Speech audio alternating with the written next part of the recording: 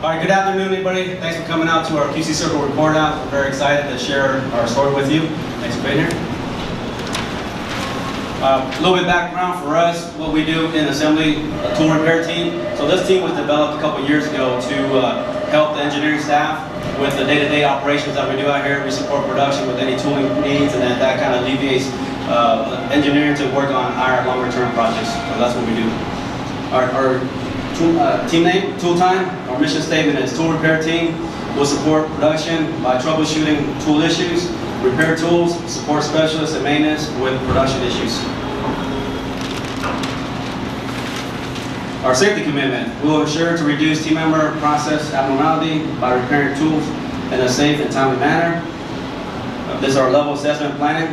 So at the beginning of our project, we rated ourselves at the lower D zone. This is going to be team members' second time reporting out on a QC Circle. Team members learning, understanding the 8-step problem solving process. And we worked on other departments, Final 1, Kaizen, Assembly P. All right, for our roles and responsibilities, Alex is the advisor, Ray is the leader, team members Poe, Chris, and Christine are on panel. Are the rules that we set for ourselves: be on time, be respectful, be active, stay positive, and stay on track. Okay, so this is a top view layout of assembly shop floor. What we have broken down in the areas of assembly are trim side, frame side, and final side. So tool team receives calls from all areas of assembly. Tool looked at the turnover history. Assembly and found that Final 1 to have the most tooling issues. Tooling issues pertain to Final 1 safety, quality, and productivity. So out of all those calls, we had 216 calls on trim side, 213 on frame side, and final side had the most with 228. Out of those 228, we broke that down even further, and then we see here, Final 1 Chassis 2 was the highest at 88, so that's where we focus our activity. I'll turn it over to both. Thank you, Alex. So for our theme selection activity matrix, we went to a Final 1 FMDS board. We went in after their downtime reduction, which had a total points of 26 points here. Went after that. So for our activity schedule, we started somewhere in March the 4th and then around September the 9th. So for our ultimate goal is to safely build vehicles with the highest quality and efficiency while maintaining assembly productivity KPI by reducing the amount of assembly downtime in the process.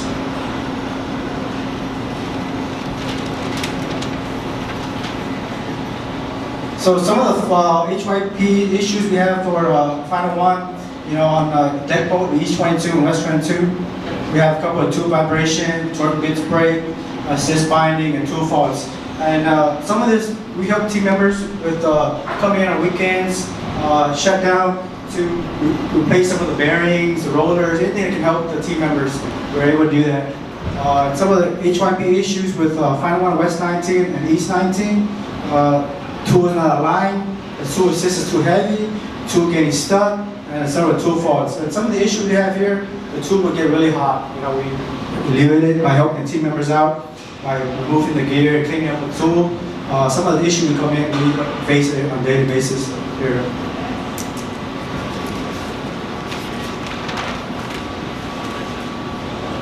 Step 1, clarify the problem. From August 1st, 2018 through March 1st, 2019, Assembly Final 1 Chassis 2 had a total of 5,348.0 minutes of downtime. That is a daily production average of 37.1 minutes of downtime. So our curve is 37.1 minutes. Our deal is 0, leave us at a gap at 37.1 minutes here.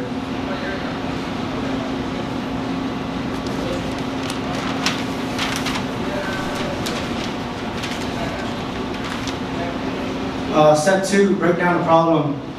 So 37.1 minutes of downtime, daily average. We broke that down between equipment and the work poke yield. That took at 27.2 minutes. We broke that down between Chassis 2 to Final 1. Chassis 2 had 9.3, Final 1 had 17.9. And Final 1 East and West 25, it's a team member process and team leader repair process. So it had 3.85 and 3.24 minutes here. So we left us at tackle East 19 at 2.38 minutes here.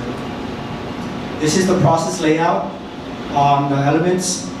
So we went in, tightened cab number 3, verified through Kichi Butsu, point of occurrence, Assembly production daily average downtime on Final 1 East 19, Cat Mountain 3 is 2.38 minutes downtime.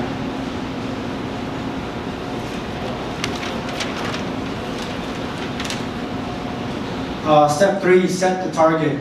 To eliminate 100% of assembly production daily average downtime on Final 1 East 19 by July 22nd, 2019.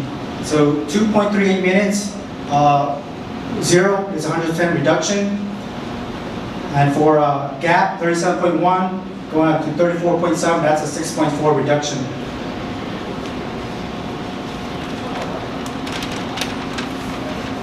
Go ahead and pass it to Chris. Okay, thanks both. Okay, step 4, analyze the root cause. So cat mountain number 3, Final 1 East 19.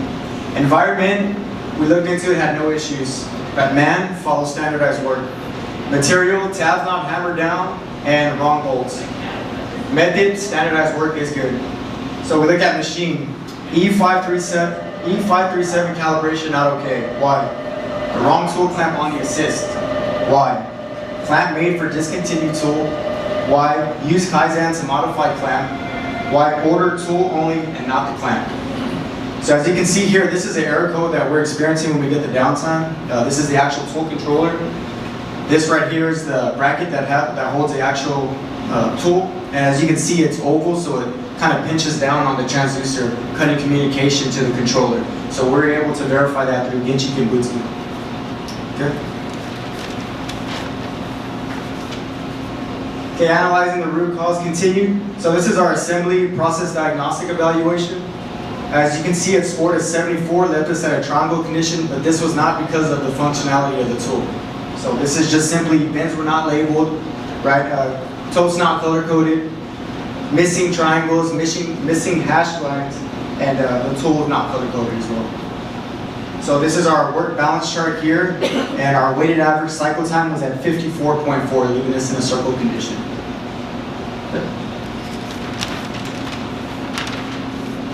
So step 5, develop our countermeasures. So this is our countermeasure selection matrix. Our first one that we proposed was make a sync card with the S-stick tool. That scored a total points of 19, leaving it at a circle condition. Our second countermeasure in our selection matrix was to order a clamp specific for the current tool and assist. That scored 21 total points. And then our third was to modify the current clamp. That left us at 13 in a triangle condition. Now I'm going to go ahead and hand it over to Christine. Thank you, Chris. For step 6, see countermeasures through. The first item was to make a sync card and trial it with the S-stick tool. This was done between tool team, Final 1, myself, and Kaizen group. We did this back in early March. The second item was to add a new tool clamp that's specific for the tool in process. This was between tool team and myself, and this lasted from March to July. And the reason being for the kind of long time frame is the development and implementation of that tool from the vendor. Item number 3 is to modify the current clamp, and that was done by tool team back in March. Continuing step 6, so the S-stick tool trial background. This was actually a request from Final 1 to trial the S-stick tool, and it was done between Final 1, tool team, myself, and we discussed the pros and cons for moving forward with this tool. The pros is that the tool does reach torque faster, it does not need to be fixtured, and the tool pulses to minimize the reaction, which overall makes it better for the team member. The cons is that the tool cannot be fixtured to the assist arm, so the team member would have to hold the tool. The tool cannot be hung from above because of the mutilation potential that would pose to the vehicle. And it's also expensive to basically purchase a whole new system for this particular tool. And the last item was that the tool must be used in direct drive in order to be fixtured so that the team member would not have to hold the tool, and that kind of defeats the purpose of utilizing a pulse tool. So we did our trial with the S-stick tool on a sync card, and ultimately the feedback from team members was that it was no good. So the tool was too heavy, sync card is too heavy with all the parts that are needed for that process. The balancer and the pulley system are awkward to operate, and the sync card is too bulky. Continuing step 6, so for our long-term countermeasure, we looked at designing the tool clamp. So between tool team, myself, and the vendor, we looked at designing a clamp specific for this tool and this assist. We did some Genchi Genbutsu to confirm dimensions and to make sure that it was a good fit for the process. At this point, the vendor LS Copco let us know that it would be quite a long lead time for the new tool clamp in order to be fabricated and developed. And so at this point, we asked ourselves, what can we do now? And I will hand it over to Ray. All right, thank you, Christine. All right, step 6, see countermeasures through continued. All right, so meanwhile, while we're waiting for the tool clamp to come in, so we thought of some short-term countermeasures, and that was tool clamp positioning. All right, so our first position was the tool clamp was over the motor. So when this happens, the motor got hot and melted the adhesive underneath this rubber coating right here, which caused misalignment of the tool. Okay, so then we tried putting it on more of a metal on metal contact. So when we did that, it covered the transducer, and that caused miscommunication between the tool and the controller when it was over tightened. All right, and because of that, so then we made modifications to the tool clamp. As you can see here, this is our tool clamp. It doesn't have much to grab onto the tool, and it's oval, it's not circular. So that creates the over tightening to keep it from being misaligned. So tool team modified the tool clamp by grinding for a better fitment. And then after doing so, after grinding, tool team used shims to achieve a better fit on the tool. And because of these modifications, this helped reduce issues in the process until the new tool clamp comes in. All right, step 7, monitor results. So after the new clamp came in on July 22nd, we immediately implemented. And then from July 22nd to August 22nd, we monitored team members' feedback. All right, so I made this chart for both red and white shift team members. All right, and thumbs up is good, thumbs down is no good, and no build means the team member did not build the process for that day. So you count them all up, trust me, they're all there, 250 thumbs up. All right, so everybody likes what's going on, okay? So then we revisited our TPS tools. So our process diagnostic evaluation, we scored it at an 81. The circle condition, that's because tool team went through and fixed ahead some of the process deficiencies, okay? And then we revisited our work balance chart. So we did that, and we have 4.31% decrease in fluctuation on Tundra, and then we have 6.7% decrease in fluctuation on Tacoma. All right, step 7, monitor results continued. So daily average downtime in Final 1 East 19 was reduced from 2.38 minutes to 1.19 minute per day. So this is a 50% reduction. And then daily average downtime on Final 1 Chassis 2 was reduced from 37.1 minutes per day to 33.35 minutes per day, and that's a 10.1% reduction. So through the Kaizens that we implemented, we were able to improve our target gap from 6.4% to 10.1%. All right, step 8, standardize. So this is our Kaizen request form, and attached to it is the drawing done by our specialists. Okay, so that way we can have it made in-house. We can have it readily available in our tool cage just in case something goes wrong. All right. So we Yokotan to Final 1 West 19 on September 6, 2019. So our next steps moving forward, we're going to create a YN parts number setup, and we're going to add to BPACs. We'll also give a TPM to the team leaders online, so that way they can always make sure it's in a good condition. And we are currently looking for more processes to Yokotan to. All right, post-assessment and personal reflections. So after closing of our quality circle, we all got back together and reevaluated ourselves. So as you can see in the beginning, we were in the lower D zone, and when we came back, we were in the lower C zone. So that just shows you that we grew together as a team and to make this happen. So I'm going to turn it over to Chris for his personal reflection. Hey, thanks, Ray. So with this QCC, I'm honored to work with an amazing team. You know, it wasn't easy when we have our daily duties and also our daily tool repairs that we do. So actually getting together and completing this is very satisfying, and also helping out the team members in the process. We used to build, so we know exactly what it's like, right? So we know the struggles, the daily struggles they have, and any improvement to the process is always satisfying for everyone. Completing a QCC, this is my second one, so I'm thankful for Ray for showing me TPS and also the 8-step QCCs, and also just everybody else that supported management, specialists. And so I'm just glad that we're actually able to complete it and ready for some more. I'm gonna go ahead and hand it over to Coach. Thank you, Chris. So I'm not gonna read for this. This has come from the heart, and so you know I'm proud of these guys here. You know we do a lot of stuff here, and we learn together, we grew together. So the knowledge we gain, the skills we learn, we're able to take it to the shop floor through TVP and QCC. We're able to take it to the shop floor. We all know we used to build, so we know how it is to how team members feel.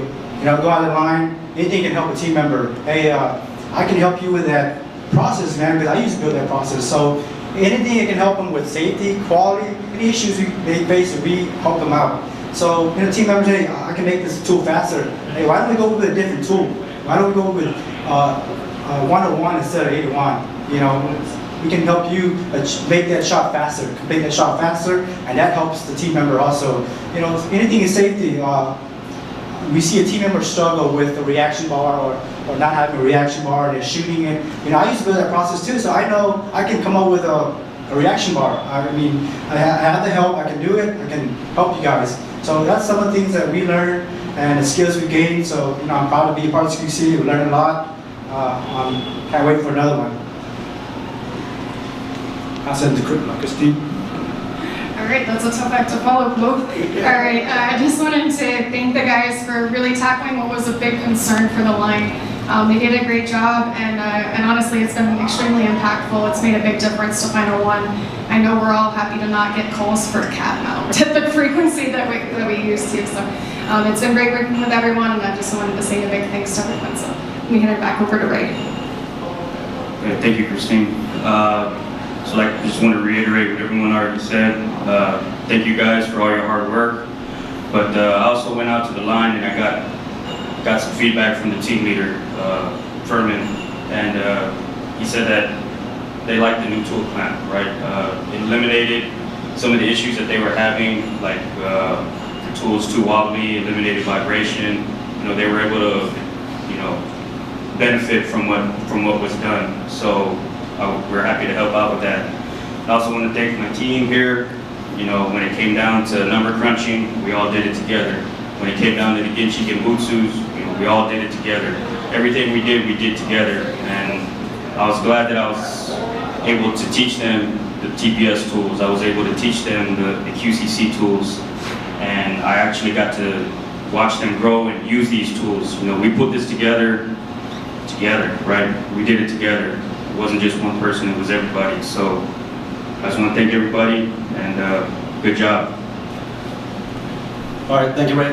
We made a little quick sheet here, so I don't leave anybody behind or anything uncovered. So if I go a little long and play music like Golden Globes, right? So I'm excited that you know, I'm pretty blessed to have an awesome dream team here. Pretty much kind of back everybody what is already spoken as far as everybody put in a lot of work, tremendous work. You know, we do have our day-to-day operation out there to cover the floor. So as soon as it gets quiet, we get on this and we get steam rolling, and then we get called off. So that's kind of some of the challenging things that we have to encounter there. Special thanks to Ray for bringing his skill set over to the team. You know, Ray came from SMK and then Pilot, so he brought a lot of the tools that he learned and developed, and then he was able to share with our group. So thank you, Ray, for that. I want to thank our management staff, Jeff, Sam, Rob, for encouraging us to keep it going. As soon as we thought we were done with this, and then we made it to the next level, thank you, Johnny-san, for sharpening our skills, saying, no, you're not done yet, you got to tweak it up a little bit. So thank you, Johnny-san, for that. And then, you know, the team members on the floor, we all came from the floor, so we understand the struggle, the daily overtime, you know, with things going down. So we went after productivity, but after looking at it, we pretty much covered all the different areas of FMDS, started with safety, with HIP, reduction, quality. So if we don't have any of these faults, the team leaders don't have to make at-home work repairs. We're able to hit productivity with less downtime. And then of course the cons to that. And then the HRD, a lot of times we kind of lack on the HRD, but here we're able to touch all areas of FMDS. So really proud of the whole group. So thank you. And then I'll turn it over to Q&A.